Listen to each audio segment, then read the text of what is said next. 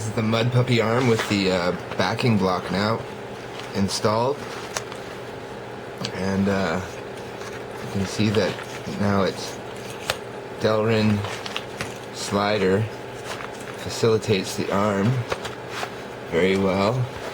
As well, depending if you loosen the arm, you can push the tube right through, and on the other side, as you can see here, you'll have no edge of carbon fiber to cut your wires or to damage your leads.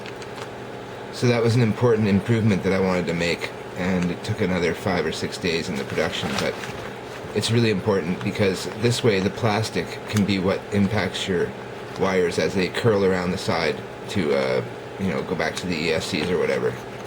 And you can see there's a little bit of play.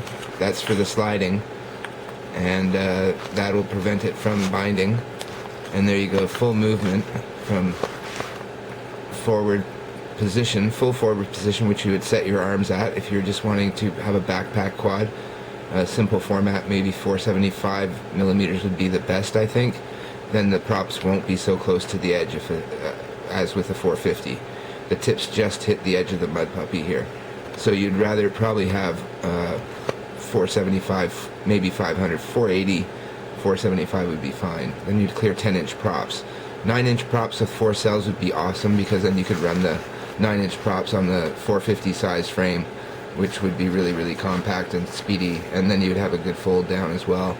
So there you go, that's the rotating front arm of the Mud Puppy, and we're going to include the screws and stuff. I'm going to get Allen screws for those, and that will be the finished product for that end of the arm.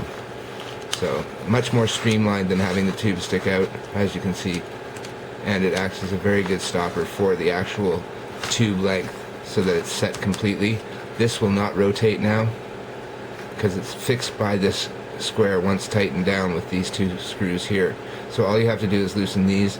I have a set of knobs that will be for this side, but you'll still need an Allen key and perhaps a small wrench for that screw, so I've worked on something for that as well.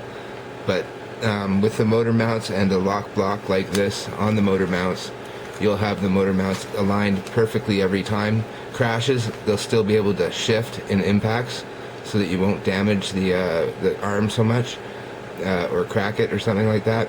And then you can reset it by just loosening your plastic or your Delrin nylon piece here, and then your metal mount as it is with the frame here anyways. And then your arm can be moved and then tightened again, and you're all set to pack it up and travel around and have it set at the same length every time. So there's the innovation of the Mud Puppy's arm. Folding quads are pretty difficult to make robust, and I really wanted to make sure that there was no setting of the angles of the motors in the field, so this will keep that set. You could actually add glue to the plastic ends and bind the carbon fiber to the plastic and tighten it down that way so that it was more permanent if you wanted, if you're really hiking long distances. But for going to the park or going on a trip to the coast or something, this would be really good for unfolding it at the scene and then going for a flight, after a pre-check, of course. There you go, Mud Puppy. More stuff to do tomorrow. Got the boxes. No, I'm not going to show you that yet, because I've already started loading up one of the boxes with the kits, so we are getting pretty close to Christmas.